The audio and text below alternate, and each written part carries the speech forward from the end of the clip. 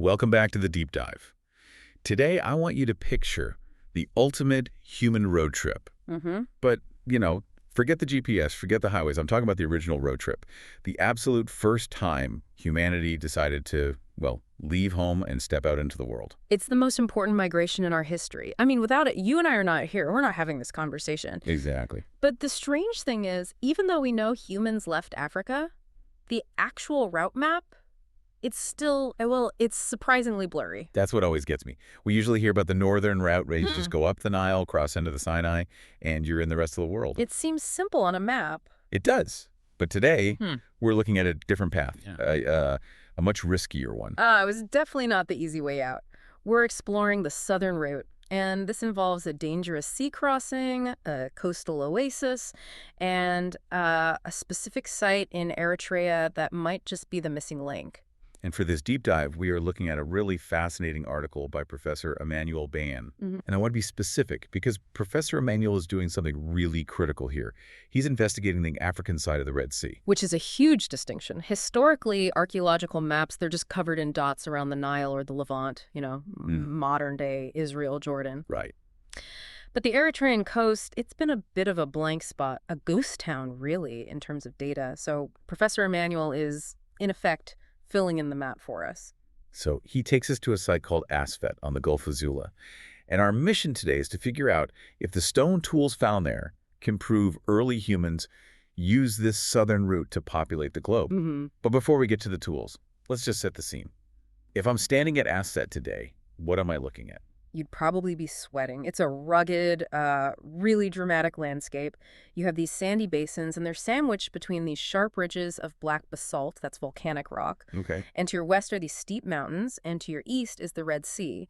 It's hot, it's arid, and frankly, it looks like a terrible place to try and make a living. Right. Which makes you wonder why anyone would even stop there. But first, how old is the site? Do we have a timestamp? Dating is always tricky. We don't have a direct radiometric date for the tools themselves. They were just found on the surface. But we do have a floor. The ground they're sitting on, that basalt flow, is about 440,000 years old.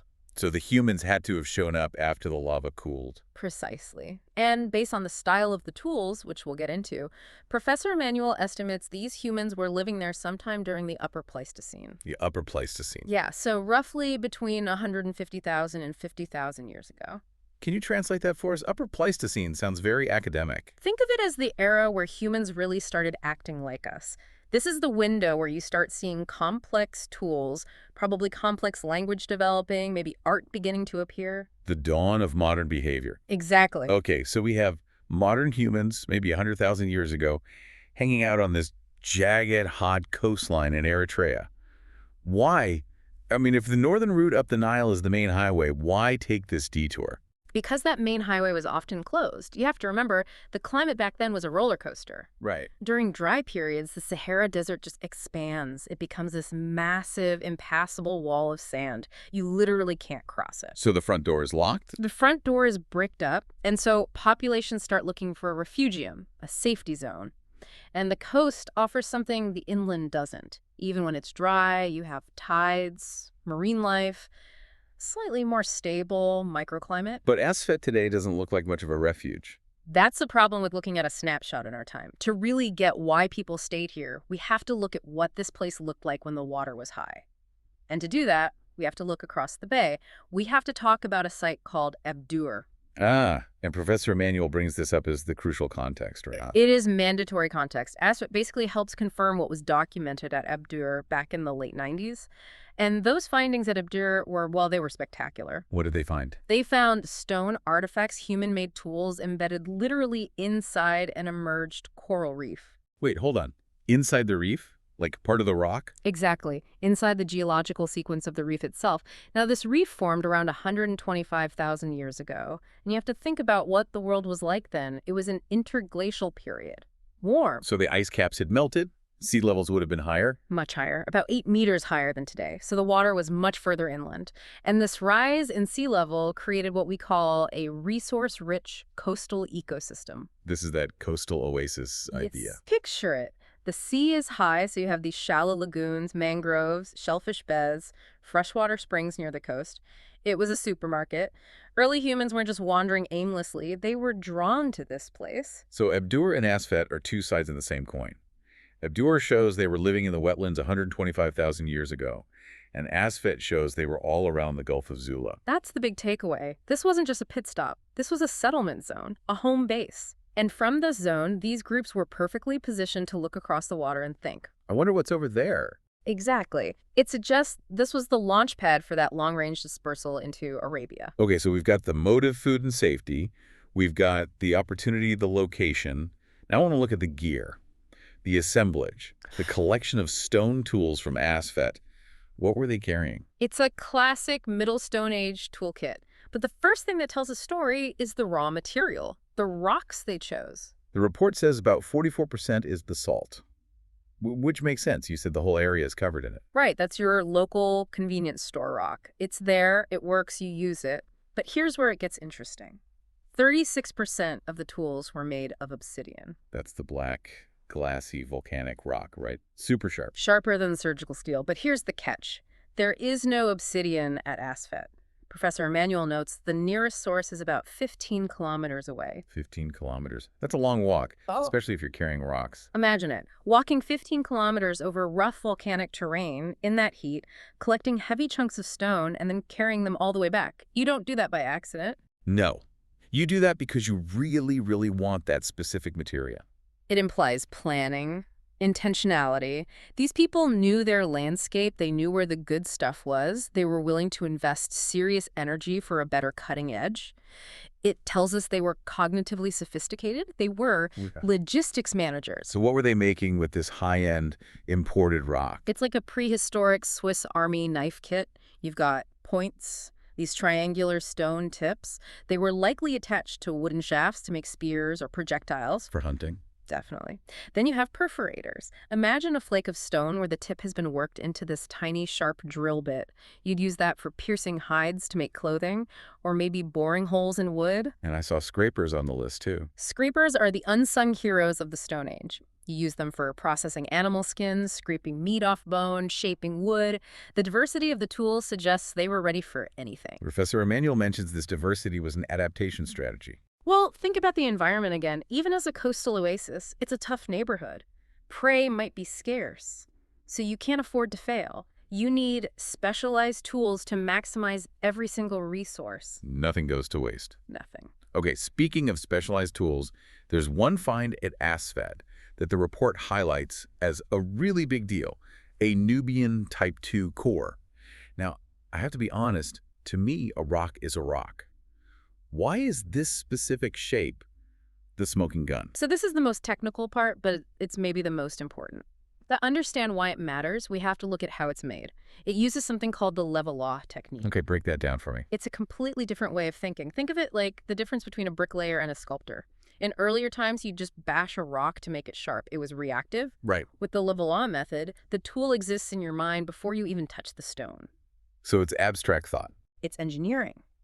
You take a raw chunk of stone, the core, and you carefully shape its surface. You prepare the geometry, the angles. You set it all up so that with one perfect strike, a single pre-planned flake just pops off. Wow. High-tech manufacturing for the Stone Age. It is.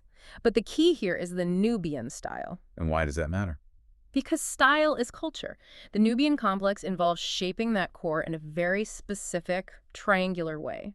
Historically, this technology is the signature of the Nile Valley. If you find this, you usually think you're in Egypt or Sudan. Look, we're in Eritrea. We are in Eritrea. But here's the real kicker.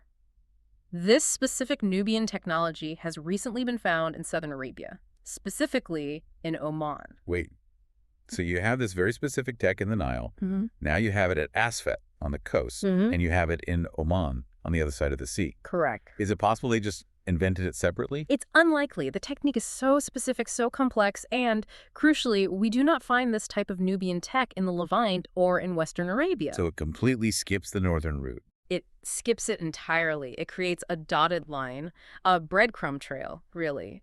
It traces a path of people moving from the Nile or Horn of Africa down to the coast at Asfet, across the Strait of Bab el-Mandeb, and into southern Arabia. That's incredible. It's the strongest archaeological evidence we have that people actually took this southern route. It connects the continents. Okay, I want to go back to the climate for a second.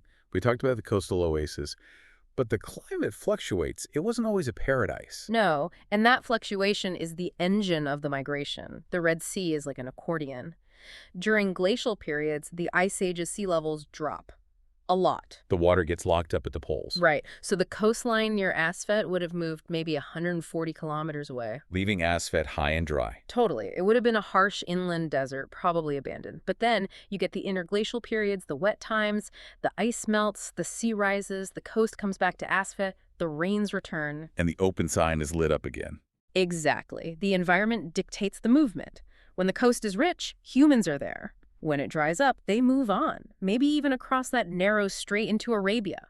Now, what about their diet? Did Professor Emmanuel find any bones? Unfortunately, no, and that's pretty common in these surface sites. The wind is relentless. It just scours the landscape, and organic material like bone disintegrates or blows away over thousands of years. So how do we know what they ate? It's an educated guess based on the tools, those projectile points we mentioned. Many of them have impact fractures. So the tips are smashed. Exactly, which is what happens when you throw a spear and it hits something hard, like bone. This suggests they were hunting fast animals like gazelles or wild ass. And I saw a mention of mangrove shells. Terebralia palustris, yes. Now, the association isn't 100% certain, but finding these mangrove-dwelling shellfish right there with the tools, it's very consistent with that coastal adaptation theory. It paints such a clear picture. A group of people repairing their obsidian spears, roasting shellfish, looking out at the water. And that adaptability is the key. Relying on just one food source is so risky. But if you can hunt and fish and gather shellfish, you can survive the climate shifts. That versatility is what allowed humans to conquer the globe. So bringing it all together, what's the big picture here? Why does Professor Emmanuel's work at Asfet matter to us today? It matters because it fills in a missing chapter of our own biography. For so long, the African coast was just seen as a border, a line on a map. Right. Asfet, combined with Abdur, confirms that it was a habitat. It was a waiting room. A waiting room? Yes. People didn't just sprint out of Africa. They hung out on the coast for generations. They adapted to the sea. They learned to use marine resources. And that adaptation was the necessary first step before they could make that leap to Arabia. They didn't cross the sea by accident. They crossed it because they had become coastal people. That's a powerful shift in perspective. We're not just land mammals who happen to get wet. We developed this relationship with the coast that propelled us forward. And we have to remember, you, me, everyone listening. We are the descendants of the people who made that crossing. The reason we're here today, globally, is partly because a group of people in Eritrea 100,000 years ago figured out how to make a Nubian core and crack open a shellfish.